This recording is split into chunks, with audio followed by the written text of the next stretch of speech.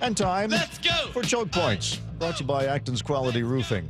Lane reductions on westbound I-90 into Issaquah caused huge backups last year, and you know what?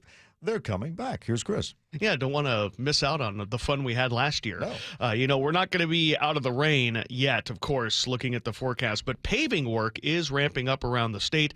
I-90 drivers are going to start feeling the pain next week as work to resurface the road into Issaquah begins. In total, we're going to have 6 weeks where we have westbound I-90 reduced to 1 lane. We're also going to have a couple of weeks where eastbound I-90 is reduced to 1 lane. Starting Monday morning at 10 a.m., the Washington Department of Transportation's Tom Pierce says westbound 90 will go down to 1 lane about a mile west of the Preston exit. This is the same kind of situation we had last year when we did some pavement replacement.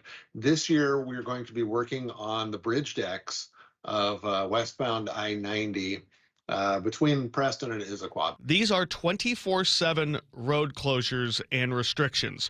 Westbound 90 is going to be down to 1 lane from Monday through 6 p.m. on Wednesday of next week. Same thing's going to happen from Monday to Wednesday the following week. When WSDOT did similar work last year, it created huge backups for drivers. People really need to plan ahead. We're going to be working 24 hours a day. That is going to create issues, particularly when we are working during the morning commute hours. That's when we saw the biggest backups last year when we were doing this work. We did see some backup during the day, but it really kind of toned down once we got past the morning commute. The problem with this spot on I-90 is there just aren't any good detours to get around it right there. There just aren't a lot of good ways to go.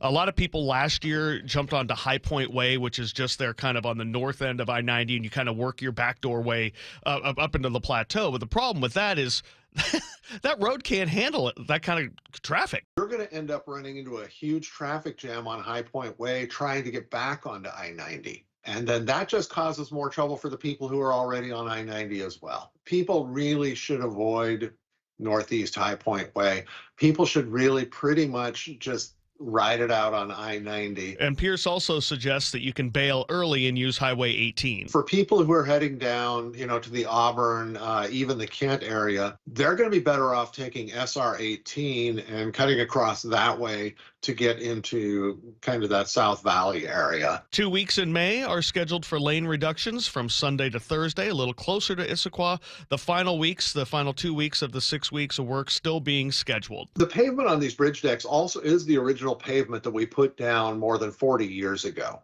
So it's lasted a long time.